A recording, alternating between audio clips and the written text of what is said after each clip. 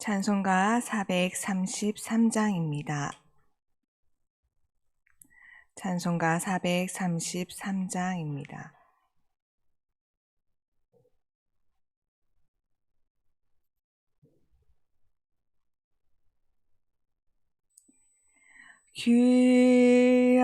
귀하신 주여 날 붙드사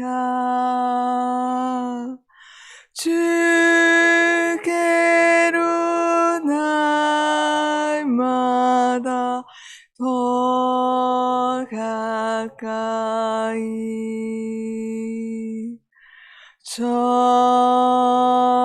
하늘 나라 나 올라가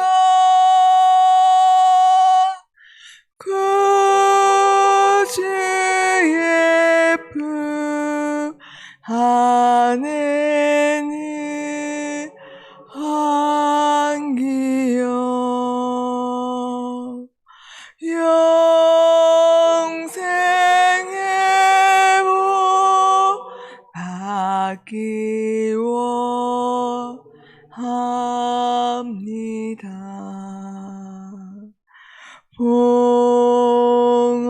봉헌할 물건 나 없어도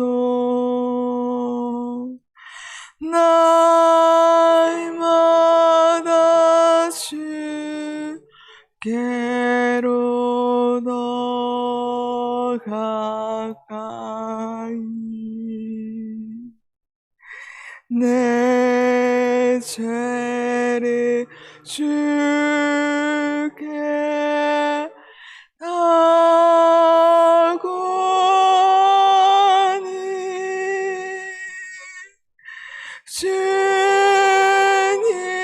주님의 보혈로 날 씻으사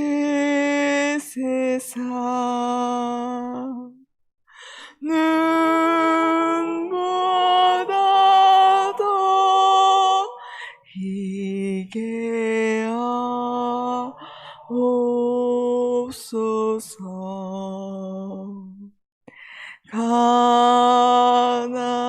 간악한 마귀 날 깨어도 주 예수 앞으로 더 가까이 이 세상 속한 그 허영심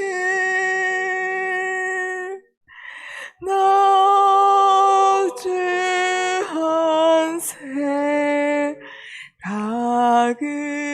다 버리니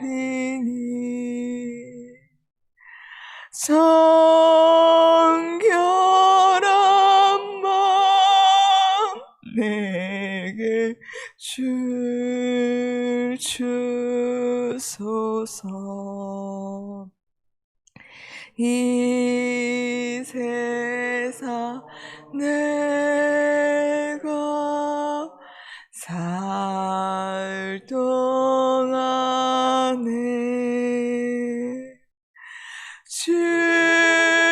주께로 날마다 더 가까이 저 배는 천국 나 돌아가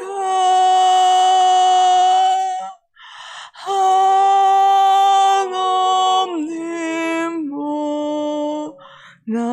모락을 다 얻도록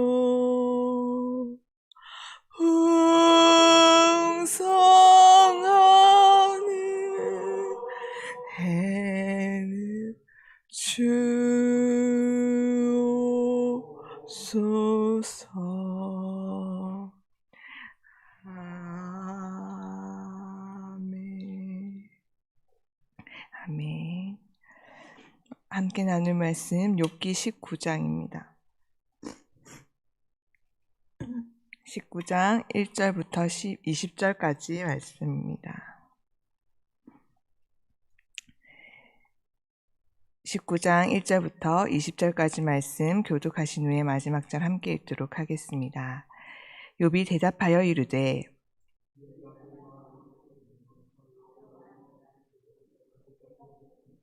너희가 10번이나 나를 학대하고도 부끄러워 아니하는구나.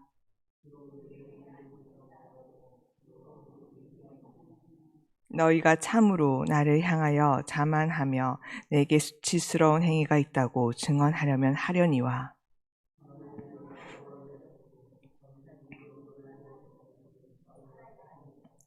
내가 폭행을 당한다고 부르짖으나 응답이 없고 도움을 간구하였으나 정의가 없구나.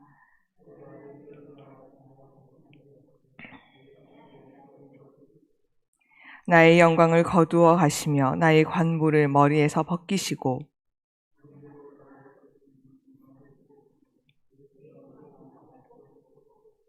나를 향하여 진노하시고 원수같이 보시는구나.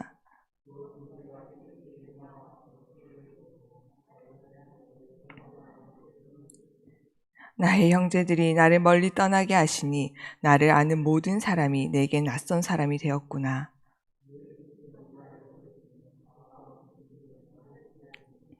내 집에 머물러 사는 자와 내 종들은 나를 낯선 사람으로 여기니 내가 그들 앞에서 타국 사람이 되었구나.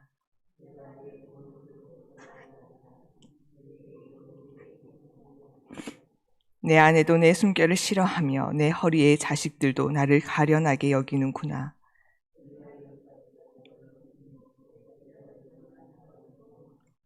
나의 가까운 친구들이 나를 미워하며 내가 사랑하는 사람들이 돌이켜 나의 원수가 되었구나. 내 피부와 살이 뼈에 붙었고 남은 것은 겨우 잇몸뿐이로구나. 아멘. 앞장 18장에서 수아 사람 빌닷은 욥이 뭔가 잘못해서 벌을 받는 것이고 회개치 않고 원망하는 그 자체가 죄인이라는 증거라고 욥을 몰아갔습니다. 그리고는 악인이 받는 형벌에 대하여 논하며 악한 자는 다 뽑히고 쫓겨난다고 하였습니다. 이에 욥은 친구들의 부당한 말을 신랄하게 공격합니다. 1절부터 6절입니다. 욥이 대답하여 이르되 너희가 내 마음을 괴롭히며 말로 나를 짓부수기를 어느 때까지 하겠느냐. 너희가 10번이나 나를 학대하고도 부끄러워 아니하는구나. 비록 내게 허물이 있다 할지라도 그 허물이 내게만 있느냐.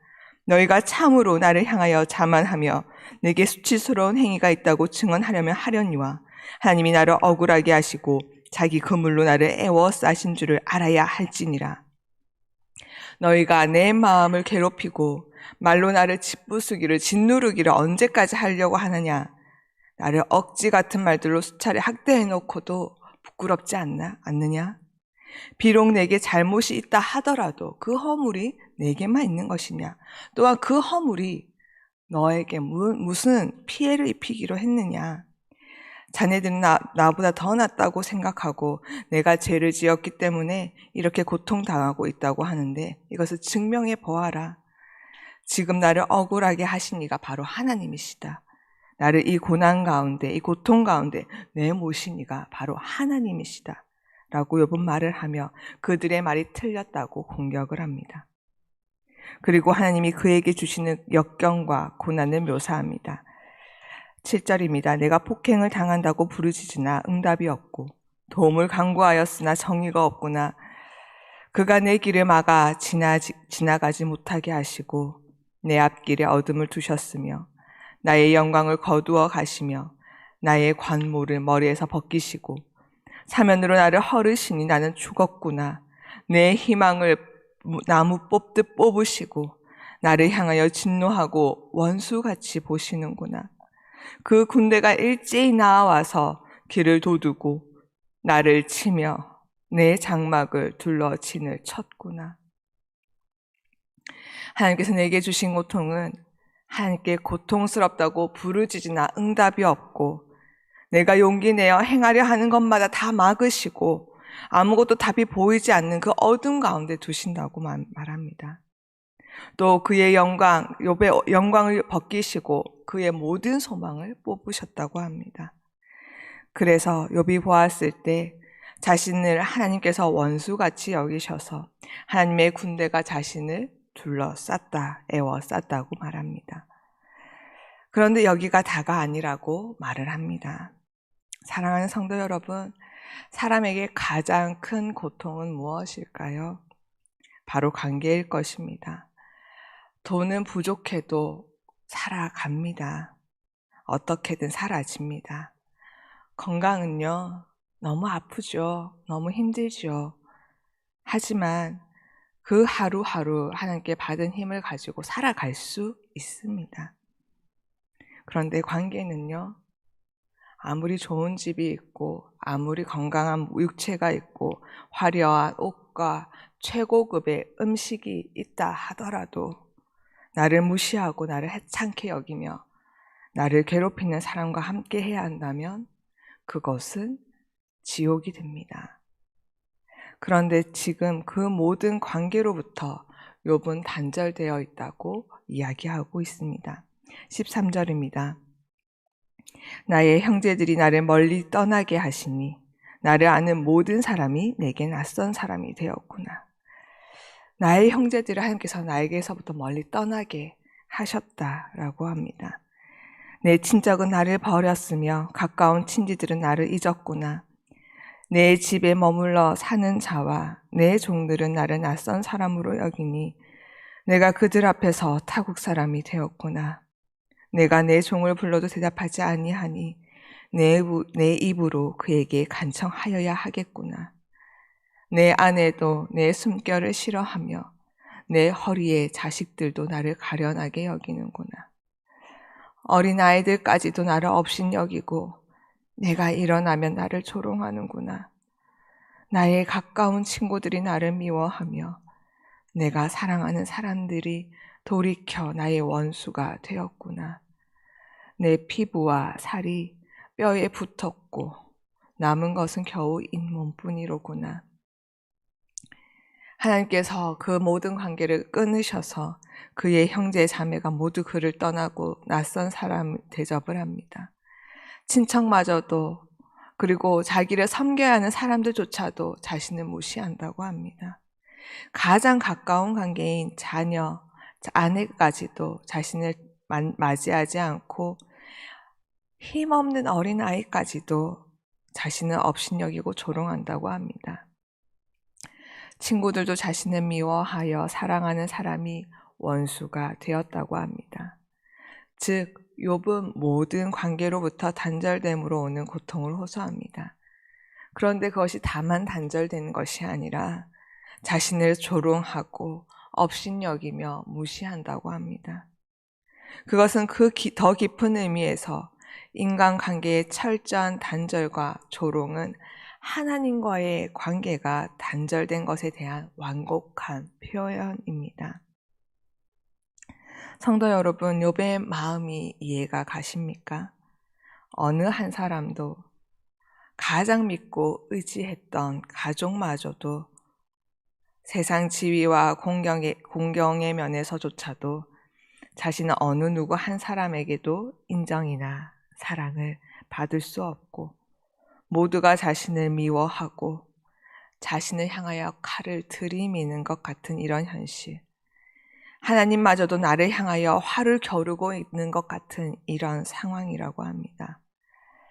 이 상황을 이해할 수 있는 이가 누가 있을까요? 사람으로서는 아무도 없을 것입니다. 아마 예수님 외에는 없을 것입니다. 예수께서 십자가에 달려 계시던 그 상황이 이와 같지 않았습니까? 예수께서는 도살장에 끌려가던 어린 양과 같이 아무 말 없이 그 고난을 당하셨지만 욥의 탄원을 들을수록 예수께서 받으신 고난의 한 부분을 조금이나마 깨닫게 되는 것 같습니다. 욥은 지금 자신의 비참함을 내 피부와 살이 뼈에 붙었고 남은 것은 겨우 이꺼풀 뿐이라고 합니다. 그의 육신의 고통과 함께 그 고통을 몇 곱절 배가시켜주는 사람의 배신으로 인한 정신적 고통으로 그의 피골이 상접한 비참한 모습을 그는 말하고 있습니다. 이렇게 하나님을 향하여 호소하고 있는 욥을 보며 그의 친구들은 욥이 변명만 내뱉는 것 같다고, 고집만 내세우는 것과 같다고 내뭅니다. 욥은 자신이 처한 현실을 자기가 이전에 알았던 종교의 체제 속에서는 도무지 설명할 수 없다고 비명을 지르고 있고, 친구들은 계속해서 모두가 이미 알고 있는 종교 체제를 들어 그의 잘못을 지적하고 있습니다. 그런데 하나님께서는 욥이 옳고 친구들이 틀렸다라고 하십니다. 이 이야기의 결론에서 되돌아본다면 이 논쟁의 과정은 우리가 하나님을 제한하는 것에 대한 하나의 경고입니다. 하나님은 어떤 분이라는 원칙을 분명히 세우셨습니다. 그리고 그 원칙은 분명 하나님이 하나님의 되심에 대한 어떤 부분을 반영하고 있지요. 그런데 이 원칙이 나는 이 원칙 안에 있으니 안심해도 된다. 나는 그 하나님께서 그어놓은 선 안에 있으니 나는 괜찮다 하는 자기 안심과 자기 확인의 용도로 사용해서는 안 됩니다. 욥이 옳다는 판정이 욥이 잘했다는 말은 아닙니다. 세 친구는 여전히 한계와 폐쇄 속에 갇혀 있는 것에 반하여 욥은 하나님의 인도하심에 따라 그 껍질을 뚫고 벗고 더 큰 하나님의 통치로 들어가게 되었다는 의미에서 옳다라는 것입니다. 그리고 세 친구들은 자기들이 알았던 하나님에 대한 전통적인 이해에서 벗어나지 못했다는 뜻에서 잘못되었다라는 판정이 나온 것입니다. 신명기 28장에는 축복과 저주에 대한 하나님의 약속이 나옵니다. 그 약속은 쉽고 아주 분명합니다. 너가 하나님의 뜻에 하면 복을 받을 것이고 너가 하나님의 뜻에 순종하지 않으면 저주를 받을 것이다 라는 것입니다. 하나님이 이 원칙을 지키시는 것이 여러분에게 좋으십니까? 아니면 하나님께서 이 원칙을 어기시는 것이 여러분에게 좋으십니까? 만약 하나님께서 이 원칙의 저울을 저에게 갖다 대시고 저에게 그 저울을 제자한다면 저는 지옥불에 떨어져야 할 인생입니다.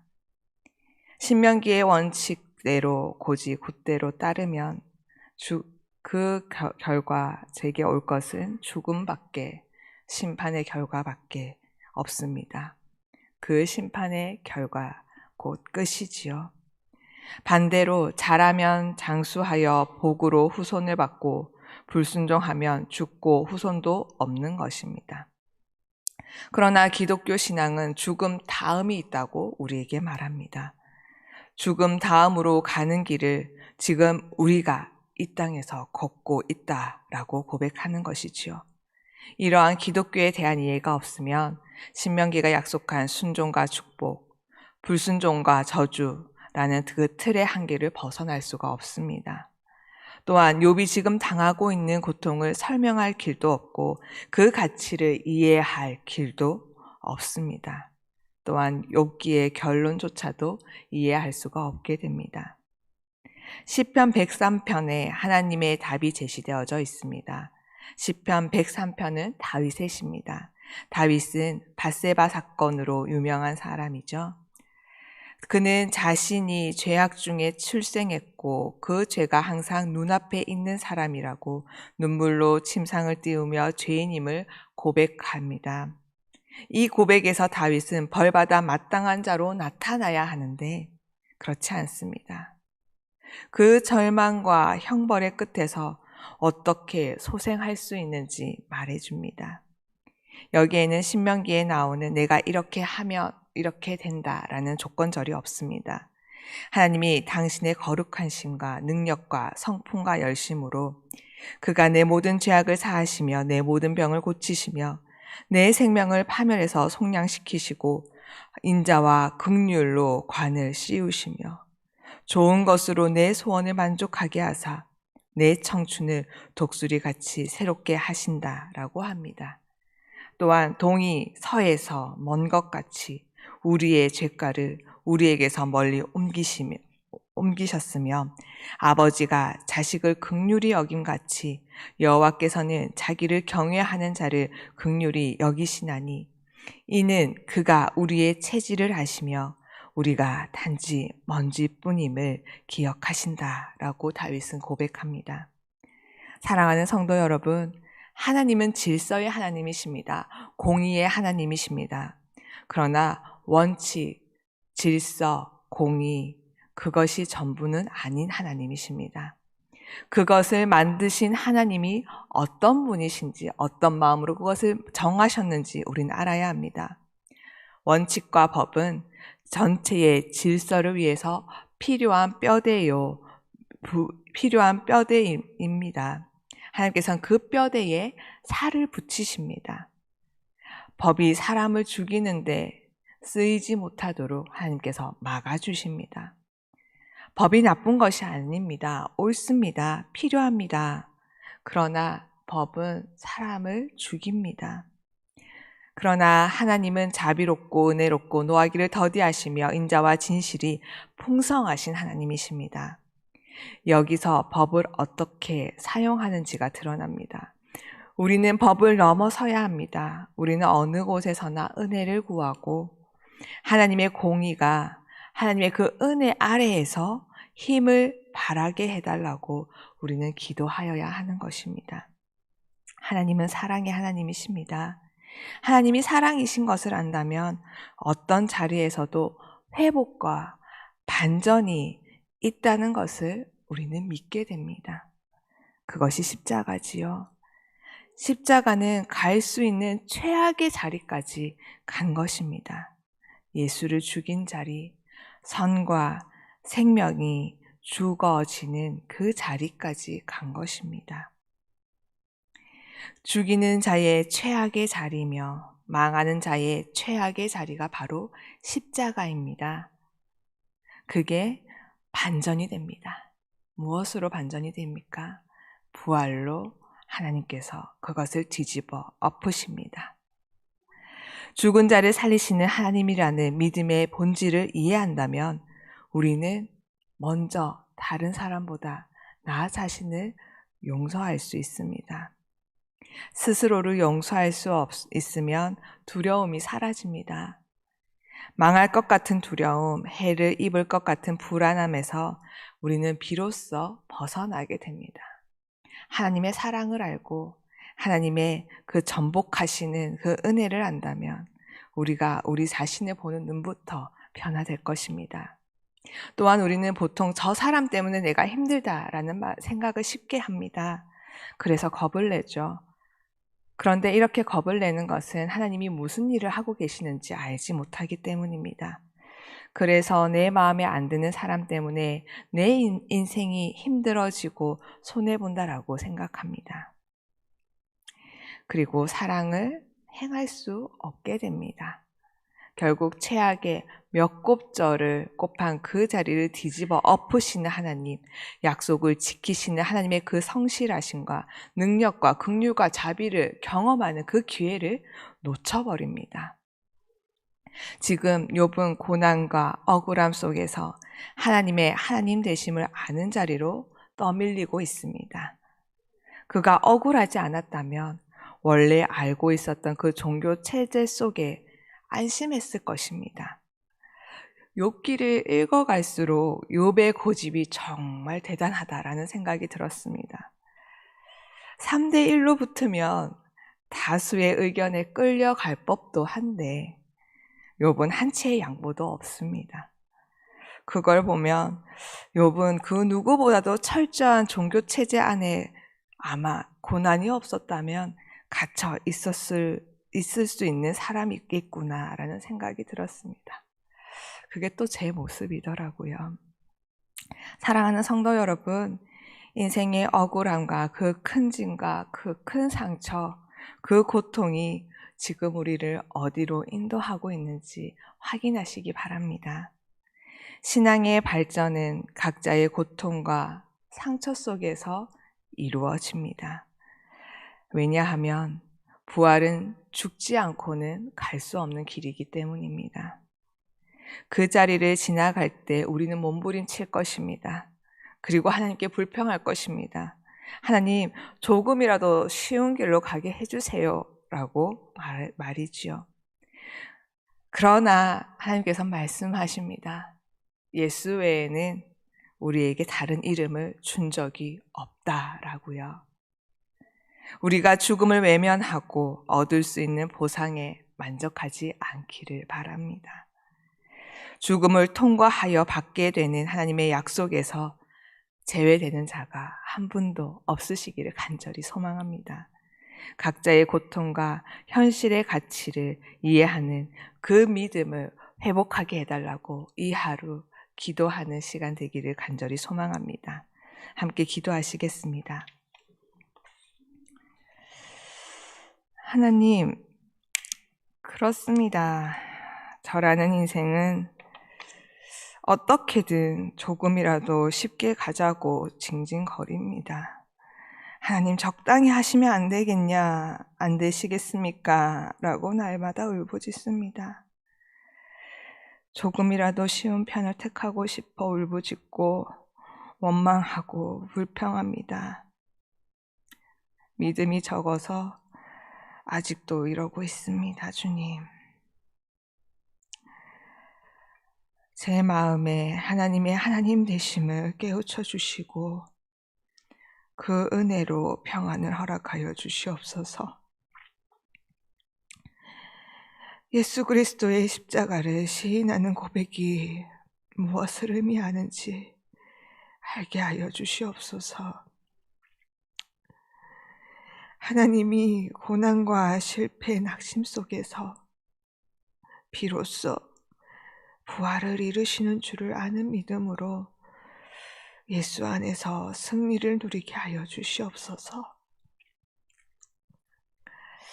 하나님, 좀 있으면 추수감사주일입니다. 뒤돌아서 이 한 해를 생각해 보니 모든 것이 주의 은혜입니다. 그런데 저는 얼마나 주님의 마음을 헤아리고 주님께 감사 찬양을 드렸는지 돌아봅니다. 주님의 마음을 더하는 은혜 더하여 주시옵소서. 잃어버린 한 영혼을 찾아 헤매시는 아버지의 마음을 알아 주를 잊어버리고 안주하고 있는 자들에게 찾아가게 하여 주시옵소서. 찾아가서 우리 하나님을 너를 기다리신다고, 오늘도 손꼽아 너가 돌아오기를 못 봐주고 기다리고 계신다고 그 사랑을 고백하고 전해줄 수 있는 통로가 되게 하여 주시옵소서. 다시금 하나님을 기억하는 자리로 그 영혼이 한 걸음 내디딜 수 있도록 우리를 통로로 사용하여 주시옵소서. 기쁨으로 이 일을 감당케 하여 주시옵소서. 그들의 아픔 가운데 예수의 사랑으로 그들의 친구가 되는 이 하루 되게 은혜 베풀어 주시옵소서. 이 모든 말씀 예수님 이름으로 기도드립니다. 아멘. 하늘에 계신 우리 아버지, 아버지의 이름을 거룩하게 하시며 아버지의 나라가 오게 하시며 아버지의 뜻이 하늘에서와 같이 땅에서도 이루어지게 하소서.